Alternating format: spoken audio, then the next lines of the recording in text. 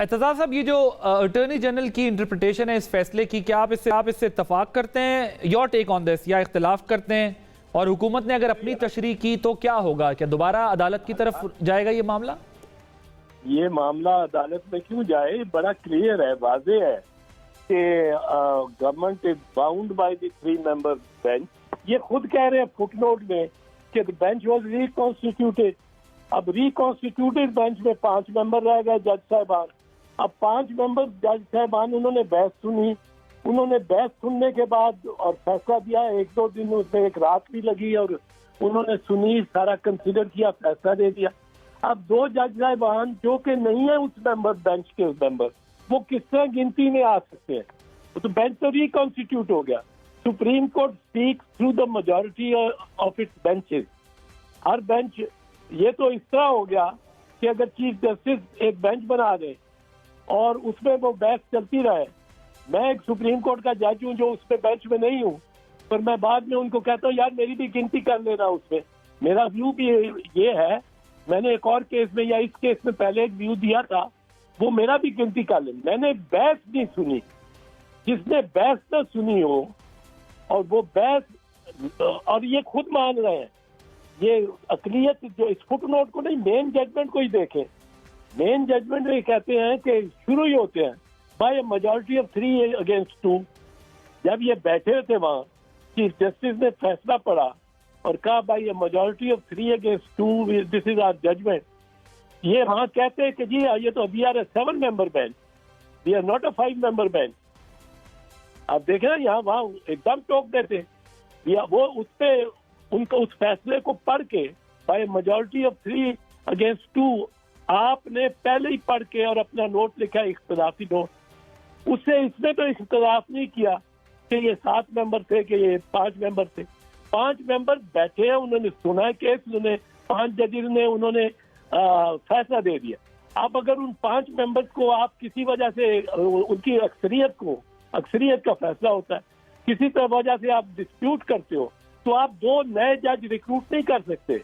उसमें वो 5 की गिनती 5 की होगी। बेंच रिकॉन्स्टिट्यूट हो गया, इसने बहस सुनी है। आप इस तरह करते हो और इसको वजह बनाते हो उसको, उन 3 मेंबर्स को डिसोबे करने की, तो फिर आप you are in contempt of court. बल्कि मैं यहाँ तक समझता हूँ टेंटेटिवली कि अगर जज साहबान इसको इसी तरह चलने देते हैं, वो 2 फाजिल जज, बेहतरीन जज है, अतर मिनल्ला साहब और याया अफरीदी साहब, अगर वो इसको इसी तरह चलने देते हैं, जो अपनी गिनती होने देते हैं उन 2 जजेस में, और गवर्नमेंट सारी उस पर चल रही है उस पे, तो पहली तो बात ये है कि वो इसमें मतलब है मार्गल के साथ शायद केस मिसकॉन्डक्ट का बनता हो कि जिस बेंच में आप बैठे नहीं है, जिस बेंच में आपका शुमार नहीं हुआ, जिस बेंच ने बहस सुनी है उसमें आप शरीक नहीं हुए, उसकी आप जिम्मेदारी ले रहे हैं फैसले की। और इतना अहम और इतना बड़ा फैसला, ये तो मुनीर साहब के वक्त का से भी बड़ा स्कैंडल बन जाएगा। अच्छा, अब एक और बताओ सर जी, एक और बताओ जी करूं, वो ये है कि आपने 3 मेंबर के बेंच मेजॉरिटी को नहीं माना गवर्नमेंट ने। चलिए 1 मिनट के वास्ते आप नहीं मानते, मुझे ये बताएं कि पंजाब असेंबली तो डिसॉल्व हो गई है, खैबर असेंबली तो डिसॉल्व हो गई है, 70% पाकिस्तान की असेंबली डिसॉल्व है।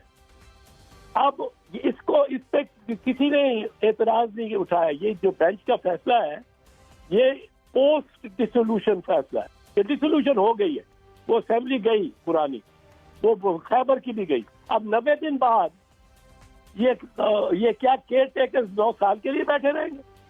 1 महीना, 1 दिन भी नहीं बैठ सकते, ये इलीगल हो जाएंगे। आप नॉमिनेट करके तो नहीं कर सकते। अब मेरा ख्याल है ये खुद उठ जाएंगे।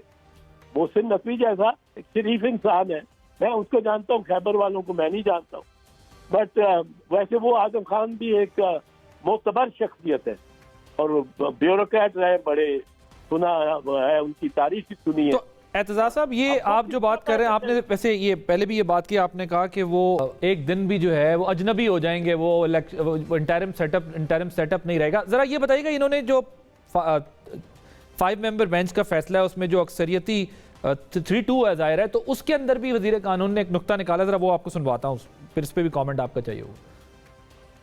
3 जज साहबान ने भी कहा कि गवर्नर और ईसीपी या सदर और ईसीपी मुशावरत से डेट दे और कोशिश करे कि वो 90 रोज तो अब गुजर जाएंगे, वो जो ओरिजिनल 90 रोज थे, यानी कि वो जो 15 अप्रैल के अंदर अंदर थे, लेकिन अर्लीस्ट पॉसिबल जहाँ पे इंतखाबात हो सकते हैं मुशावरत के बाद वो कोशिश करे। इसमें कोई दूसरी राय नहीं है, लोगों की भी ये राय है। हम भी समझते हैं कि अगर हालात साजगार हों, अगर इंतखाबात इंसानी जानों से ज़्यादा कीमती हैं, या अगर मुल्की हालात इजाज़त दे रहे हैं तो 30, 40, 50 दिन में हो, अगर वो 80, 90 दिन में होने हैं तो ये डिस्क्रेशन भी आइन देता है इलेक्शन कमीशन और बाकी स्टेक होल्डर्स को। एतजाज साहब, प्रोवाइजो है अगर का, तो अगर के साथ उन्होंने कहा है, और फिर ये कितना कोई टाइम होगा, अर्लीस्ट कितना हो सकता है? अर्लीस्ट महीनों में भी जा सकता, 2 महीने 3 महीने भी हो सकता है, 4 महीने भी हो सकता है, कितना हो सकता है? खुदा ना खास्ता इतनी वैक्यूम ना क्रिएट करेंगे, इतनी वैक्यूम करेंगे आप क्रिएट तो और ही कोई आके बैठेगा, भाई फोर्स ऑक्युपाई करेगा। आप इलेक्शन कराएं, पंजाब की गवर्नमेंट लेजिटिमेट गवर्नमेंट लाए, जो लेजिटिमेट गवर्नमेंट सक्सेसर गवर्नमेंट होनी है, क्योंकि केयर टेकर आप क्यों, किस तरह आप इलेक्शन से गुरेज कर सकते हैं?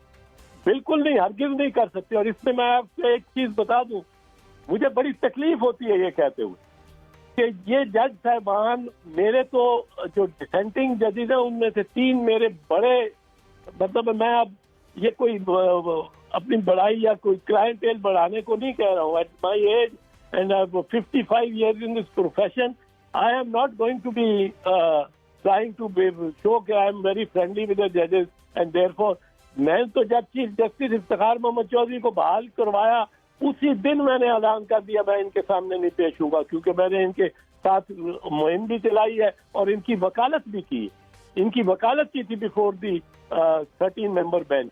ठीक, अब मुझे तो तकलीफ होती है कि इतने अच्छे लोग या such a pleasant person, so is Athar, and Athar ने अपना नाम मनवाया है chief justice Islamabad high court, और याया का नाम बहुत है, he is considered a very thinking judge। ठीक, पेशावर हाई कोर्ट से चीफ जस्टिस भी रहे। अब ये अपना नाम आदम नजीर तारड़ को और अपने नौजवान अटॉर्नी जनरल को और राना सनाउल्लाह को इजाजत देंगे कि आप इस्तेमाल कर रहे हमारा नाम, हमें फिक्टिशियसली उस बेंच पे पहुंचा दें जिसपे हम नहीं थे, और सारी हुकूमत को डिफाई करवा दें उससे। Sir towards the very and मुझे जरा वक्त की थोड़ी कमी है। एतजाज साहब, ये बताइएगा कि आपको बहरान आगे बढ़ता, अब सियासी सवाल है, आगे बढ़ता दिखाई दे रहा है या कम होता दिखाई दे रहा है, जो आपको एज ए पोजिशनिंग दिख रही है ऑपोजिशन गवर्नमेंट इस फैसले के बाद? इस फैसले के बाद अगर इस फैसले पे मुताबिक चलते हैं, जो फैसला है सुप्रीम कोर्ट का, वो 3 जजेस का फैसला है, तो फिर तो कोई बहरान नहीं आए। उन्होंने बहरान से निकाल दिया कि 90 दिन के आप 95 कर ले, 100 कर ले भाई साहब, पर आप इलेक्शन कराएं और गवर्नमेंट बहाल करें सुप्रीम पंजाब में जो लेजिटिमेट गवर्नमेंट हो और खैबर में, ठीक तो बच जाते। अगर इस फैसले को की नफी की जाती है तो ये सुप्रीम कोर्ट के जजेस भी, मैं कहता हूँ, सुन ले कि ये उनके हाथ तक गरेबान भी नहीं बचेंगे। और इतना नफाक और इतनी कदूरतें अगर आपके दिलों में एक दूसरे के लिए होंगी, राइट, आप ये कह रहे हैं कि अब सुप्रीम कोर्ट का जो ये फैसला है इसको लेटर इन स्पिरिट में इंप्लीमेंट होना है, अगर ये ना हुआ तो फिर कोर्ट की क्रेडिबिलिटी भी एट स्टेक लग जाएगी। That what you are saying? हाँ बिल्कुल बिल्कुल sir, thank you so much. Aitzaz Ahsan साहब हमारे साथ मौजूद थे।